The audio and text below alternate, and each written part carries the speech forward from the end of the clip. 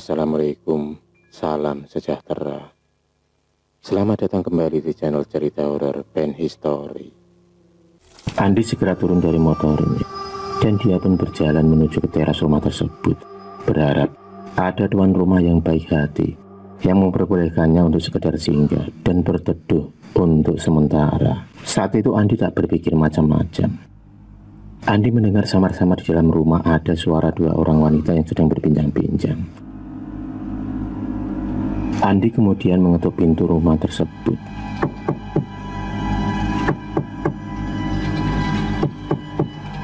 Permisi. Tak lama kemudian pintu pun terbuka dari dalam.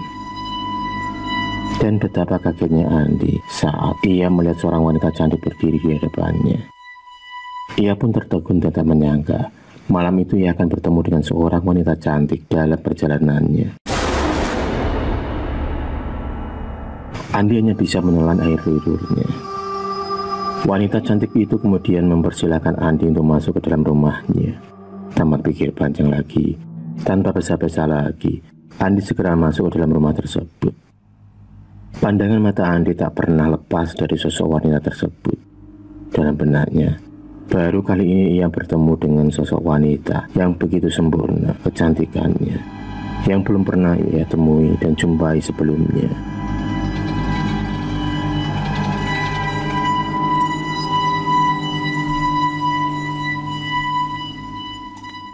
Wanita cantik itu mempersilahkan Andi untuk duduk santai di kursi ruang tamu. Sambil tersenyum, ia pun berjalan menuju ke belakang. Tak lama kemudian wanita tersebut pun kembali dengan membawa secangkir kopi hitam dan sepiring ubi rebus. Bau kopi yang sangat begitu menggoda terasa menusuk hidung Andi. Aroma kopi yang sudah pasti nikmat, apalagi yang membuat seorang wanita cantik yang tengah ada di hadapannya malam itu. Andi pun mengutarakan maksudnya yang hanya ingin singgah untuk menumpang berteduh dari guyuran hujan. Wanita tersebut hanya tersenyum dan memberikan tanda bahwa ia memperbolehkannya. Dengan secangkir kopi di tangan dan seorang wanita cantik di hadapannya membuat pikiran Andi kemana-mana. Mulailah pikiran-pikiran kotor mengisi otaknya. Tiba-tiba Andi ingin buang air kecil dan ia pun meminta wanita tersebut mengantarkannya untuk ke kamar mandi. Wanita cantik tersebut kemudian menunjukkan arah kamar mandi. Andi segera bergegas berjalan menuju ke kamar mandi, sedangkan wanita tersebut berjalan menuju ke sebuah kamar di dekat ruang tengah. Ia pun masuk ke dalam kamar tersebut. Tapi aneh, ia masuk tanpa membuka pintu kamar tersebut alias menembus daun pintu kamar tersebut.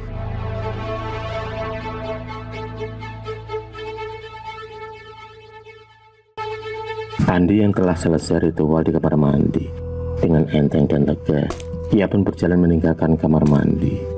Selangkah demi selangkah ia berjalan ke depan, hingga tiba di ruang tengah. Ia melihat sebuah pintu yang terbuka separuh. Ia pun penasaran siapa yang ada di kamar tersebut. Dengan pelan, ia pun melangkah dan mendekati pintu kamar tersebut. Alangkah terkejutnya Andi dan tak menyangka ia melihat wanita pemilik rumah tersebut tengah bersandar di atas ranjang yang berspray putih dengan memakai baju tidur yang sangat tipis hingga lekuk tubuhnya jelas terlihat sangat menggoda. Rambut yang terurai panjang, wajah yang sangat cantik dan bodi yang aduhai membuat mata Andi tak berkedip memandangnya. Tanpa disadari air liurnya pun menetes dari mulutnya. Dengan perasaan yang masih tak percaya, Andi pun terbengong sesaat. Dia pun tak bisa berkata apa-apa. Tiba-tiba saja wanita cantik tersebut melambaikan tangannya, memberikan isyarat kepada Andi agar Andi segera masuk ke dalam kamarnya. Sebuah ajakan dan penawaran yang sulit untuk ditolak.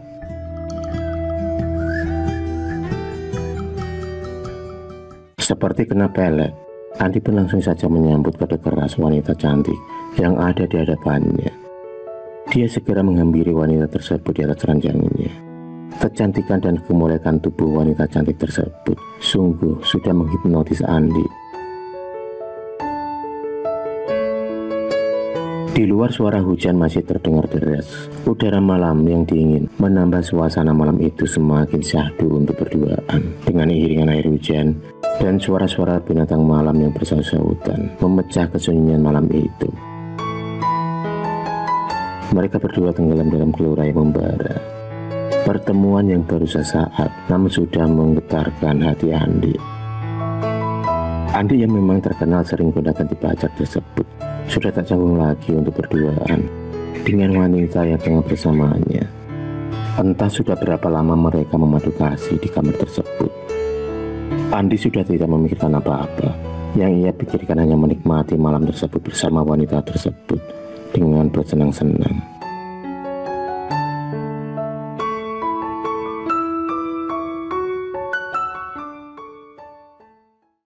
Sekitar jam 12 malam, akhirnya Andi tertidur pulas, dan dia pun bermimpi bersama dengan wanita cantik pemilik rumah tersebut. Dalam mimpinya, wanita tersebut mengajak Andi berjalan, menyusuri jalan yang sangat gelap dan penuh kabut, hingga sulit baginya untuk melihat apa yang ada di depannya. Yang tampak hanyalah kabut hitam pekat yang gelap. Tiba-tiba Andi tersentak terbangun dari mimpinya. Saat seolah ia merasakan ada jemari berkuku tajam menempel di lehernya, serta bau amis darah dan bau busuk bangkai yang menyengat menusuk hidungnya. Saat membuka mata itulah, Andi sangat kaget karena tepat di sampingnya, di hadapannya, tergeliat sosok tubuh mayat yang sudah membusuk penuh belatung. Seketika itu juga Andi meloncat dan meninggalkan kamar tersebut. Dia pun berlari sekencang-kencangnya tanpa menoleh ke arah belakang lagi. Tubuh Andi gemetaran penuh keringat, dan dia pun membawa pakaian seadanya menuju ke arah motornya untuk bergegas pergi meninggalkan rumah horor tersebut. Sungguh, dia tak menyangka akan bertemu dengan hantu malam itu. Dan ternyata wanita tersebut sebenarnya adalah jelmaan dari hantu.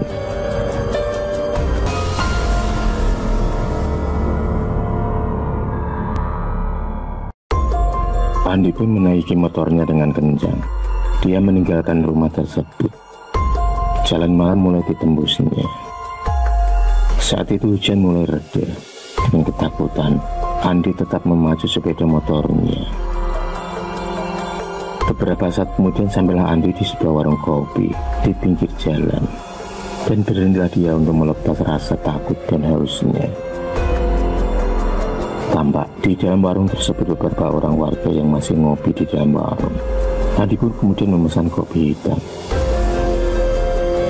Beberapa warga yang tengah ngopi melihat Andi agak kaget.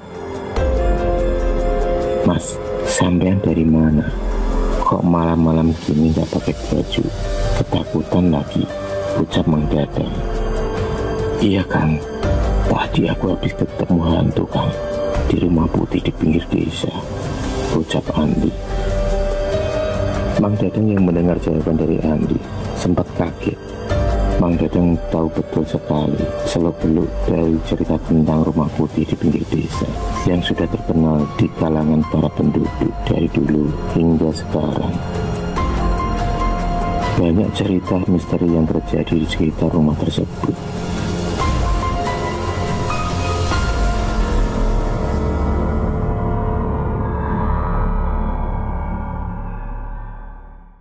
"Oh, pantas kamu terlihat ketakutan," ucap Mang Dadang. Andi pun kaget dan ia balik bertanya penasaran kepada Mang Dadang atas jawaban dari Mang Dadang. Karena sepertinya Mang Dadang tahu betul dengan rumah putih di pinggir desa. Andi kemudian bertanya kepada Mang Dadang tentang rumah putih yang baru saja ia singgahi. Mang Dadang kemudian menceritakan sudah banyak orang yang pernah dihantui dan diganggu oleh hantu-hantu penghuni rumah tersebut. Rata-rata mereka menjelma menjadi seorang wanita cantik yang seksi dan selalu menggoda para pengguna jalan yang lewat di depan rumah putih tersebut. Rata-rata yang pernah diganggu adalah kaum laki-laki. Sering juga orang melihat penampakan-penampakan sosok nenek tua di sekitaran rumah putih tersebut. Biasanya nenek tua tersebut terlihat berjalan mondar-mandir di depan rumah.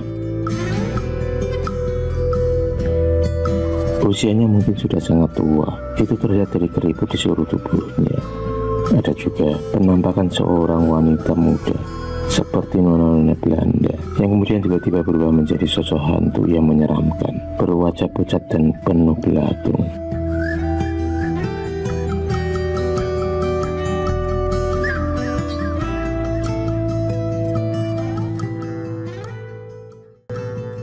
Mang Dadang kemudian menceritakan kisah tragedi yang sebenarnya yang terjadi di rumah putih tersebut.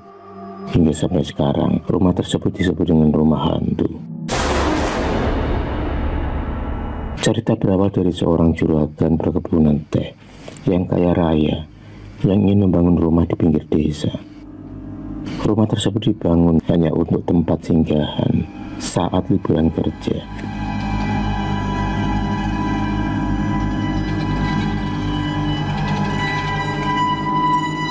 Proses pembuatan rumah itu sendiri menghabiskan dana yang sangat banyak dan beberapa kali menelan korban tewas saat proses pembangunan rumah tersebut. Beberapa korban meninggal dengan tragis, dan salah satunya adalah seorang nenek dan seorang pembantu wanita yang meninggal akibat tertimpa tembok bangunan yang tiba-tiba rubuh. Setelah beberapa waktu kemudian, proses pembangunan rumah tersebut pun akhirnya selesai. Dan rumah tersebut akhirnya diberi cat berwarna putih semua. Rumah yang bergaya kolonial Belanda terlihat sangat mentereng dan mewah. Cat putih di seluruh tembok bangunan tersebut membuat rumah tersebut semakin elegan dan mewah.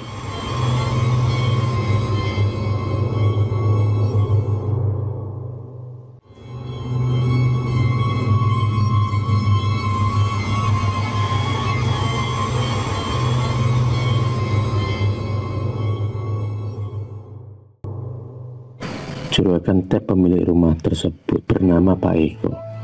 Umurnya sekitar setengah baya, masih muda dan belum terlihat tua. Pak Eko memiliki anak perempuan yang sangat cantik. Sinta adalah nama dari anak Pak Eko yang baru berumur sekitar 19 tahun. Rumah putih tersebut hanya dibuat persinggahan, liburan bersama keluarga. 2 bulan sekali Pak Eko, istri dan anaknya akan selalu mampir ke tempat tersebut. Mereka menikmati liburan dengan santai beberapa hari, dan setelah itu mereka akan kembali pulang ke rumah mereka. Rumah yang jauh dari rumah penduduk membuat mereka tak banyak kenal dengan para penduduk. Hanya sebagian saja yang mereka kenal. Hari berganti hari, dan waktu pun terus berjalan.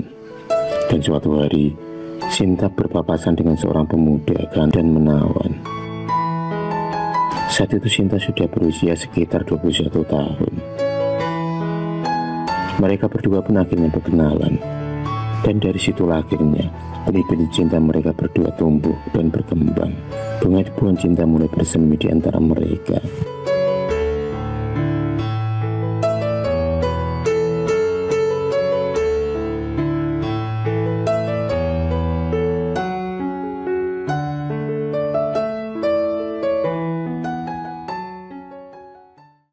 Setiap kali Sinta tinggal di rumah putih tersebut, di saat itu juga mereka berdua bertemu secara diam-diam tanpa sepengetahuan dari ayahnya. Hubungan cinta mereka berdua semakin erat.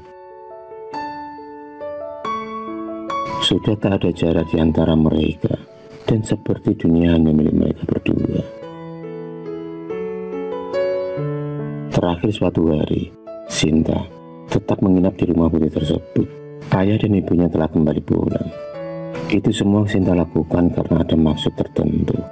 Ia berani tinggal sendirian di rumah tersebut. Hingga suatu malam Sinta melakukan hubungan yang terlarang. Dan kejadian itu berlanjut di hari-hari berikutnya. Cinta sudah membutakan mereka. Pemuda desa itu hanya sekedar memanfaatkan cinta Sinta. Ia mengandalkan ketampanannya untuk merayu gadis-gadis yang ditemuinya, termasuk dengan Sinta. Apalagi saat tahu kalau Sinta tengah hamil, hasil dari perbuatan mereka berdua. Sinta pun meminta pemuda desa itu untuk bertanggung jawab. Namun pemuda desa itu menolak permintaan dari Sinta karena dia ingin hidup bebas. Dia tak mau terikat dengan namanya pernikahan.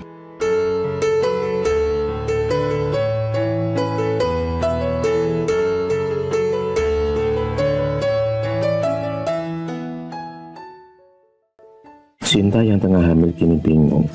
Sinta takut ayahnya nanti akan tahu semuanya. Setiap hari Sinta tambah murung dan sedih. Kini beban pikiran pun bertumbuk memenuhi isi otaknya. Antara sedih dan kecewa bercampur menjadi satu. Suatu malam, tragedi mengerikan itu pun terjadi. Sinta ditemukan meninggal gantung diri. Disinyalir Sinta stres dan bingung hingga memutuskan untuk mengakhiri hidupnya dengan cara seperti itu.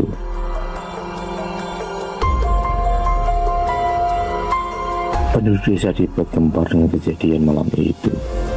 Sejak saat itulah rumah putih itu pun menjadi angker dan horor. Sebab setelah itu Pak Eko, juragan Teddy dan keluarganya tak pernah lagi berkunjung ke rumah tersebut. Rumah tersebut dibiarkan terbengkalai begitu saja. Mereka sekeluarga trauma dengan kejadian yang menimpa anaknya. Hingga sekarang rumah tersebut dihuni oleh beberapa makhluk astral yang suka menggoda dan mengganggu orang-orang yang lewat di depan rumah tersebut.